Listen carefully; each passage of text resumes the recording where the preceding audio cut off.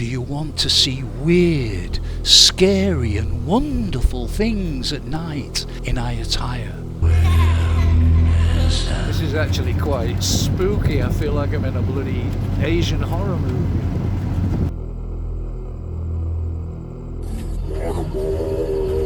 A tree planted by aliens from outer space. Visit two of the most beautiful temples in the whole capital, and along the way find out about Ayutthaya's amazing history. Dine on authentic Thai food and candy floss. Then follow me on the last part of our first time in Ayutthaya.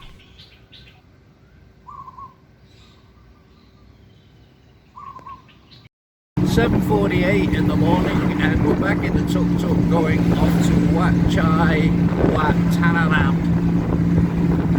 And I'm excited!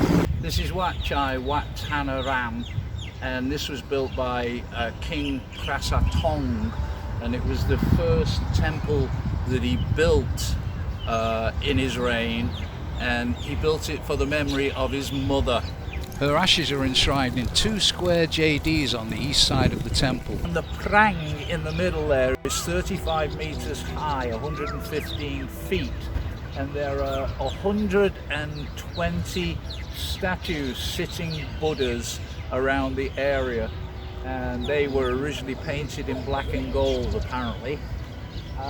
It's a UNESCO World Heritage Site. Wat Chai Wat Tanaram is one of Ayutthaya's grandest, most impressive and well-preserved temples, built following the concepts of the Khmer mountain temples of Angkor, symbolizing the universe in Buddhist and Hindu cosmology. And even amongst all the other Wats, Wat Chai Wat Tanaram is outstanding. It fell into disrepair in 1767 after the Burmese had decimated the area, and then it was just left until, believe it or not, 1987 when they started to renovate, and it wasn't even open to the public till 1992.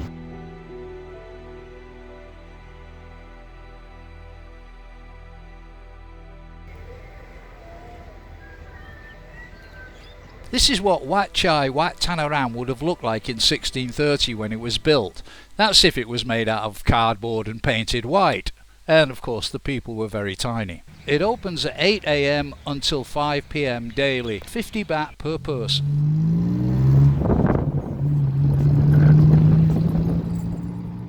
Wat Phut Thai Sawan was built in 1353 by King U Tong, aka Ramatipadi I. He was the first monarch and founder of the Ayutthaya kingdom. This is where he settled before establishing Ayutthaya as the capital in 1350. It was one of the temples that survived the destruction of the Burmese in 1767, so the temple remains in decent condition to this day. It's also known as an ancient Thai sword fighting school, even though we sadly didn't get to see the display ourselves. The temple's open every day from 8 AM to 5 PM, and there's no entrance fee. And this is the prang that you can see from our hotel.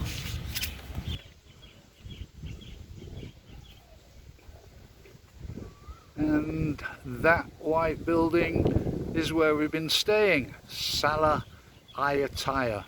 This is where they make candy floss roti, and then this is what they call the candy floss. We've seen a lot of this around. I didn't realise it was candy floss. I know you can't smell it, but I can tell you it smells really nice. And if you're interested, those are the prices. You get 4 small sets for 100 baht.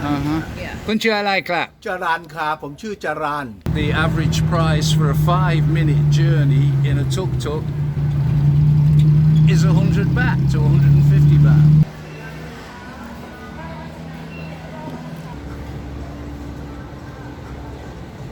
Civilized looks like a kind of like a posh 4-star hotel when you come in, and then it kind of slightly downgrades. Be warned, it is very Thai. It's all Thai food pretty much. Prices are quite good. We haven't tried the food yet. Crackers with Thai dip, crispy wonton with shrimp, crab and minced pork. A dip with kind of sweet and sour sauce, chilies, chopped onions and I think that's cucumber. Yeah.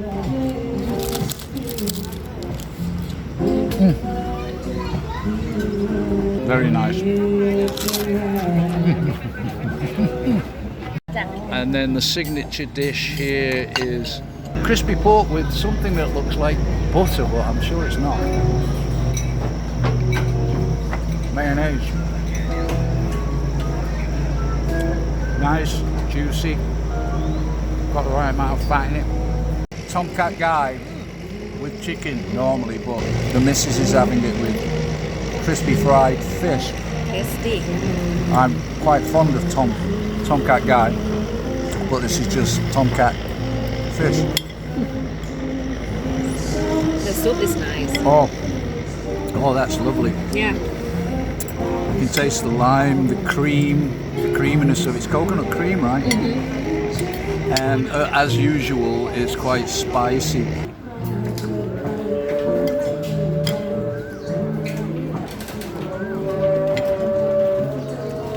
Muslim call to prayer, I believe. Yeah. That's it, I'm done. Ayutthaya was founded by Ramatipadi I in about 1350, and the city was formed inside of three rivers, the Chowphraya River, Lodpuri and Pasak. It was ideally situated at the head of the Gulf of Siam between India and China, one of the world's largest, most cosmopolitan urban areas, a centre of global diplomacy and commerce. The royal court of Ayutthaya had connections with the French court of Versailles, the Mongol court of Delhi, as well as with imperial courts of Japan and China. Its territory extended over almost all of the Thailand as we know it today. In April 1767, after a 14-month siege, the city was sacked and burned to the ground by Myanmar armies, forcing the inhabitants to abandon the city and marking the end of the kingdom.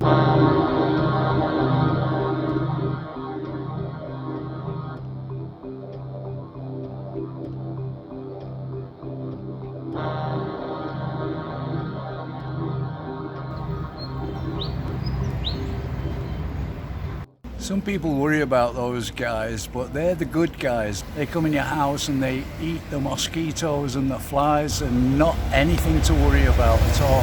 He said he was going to get a bigger tuk-tuk so we could see better, but it's actually smaller. The thing is, it's an open back, so I'm not going to hit my head. Let's go.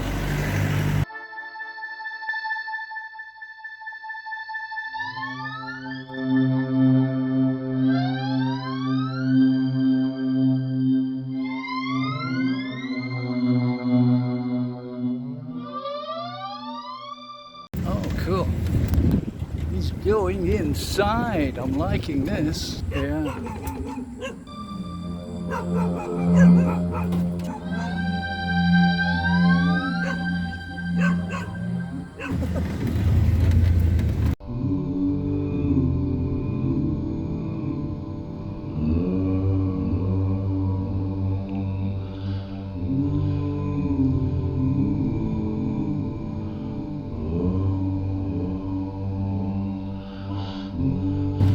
This is actually quite spooky. I feel like I'm in a bloody Asian horror movie. I hope I'm not.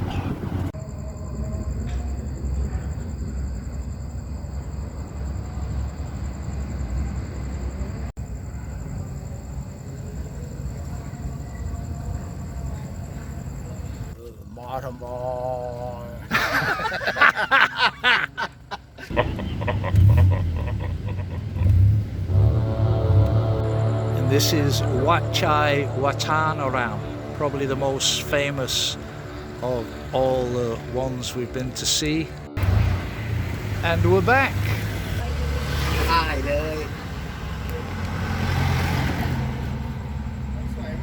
I don't know what tree this is, but it looks like it was planted by aliens from a UFO as a food source, I guess. That's what it starts out as, and that's what it ends up as. Very strange.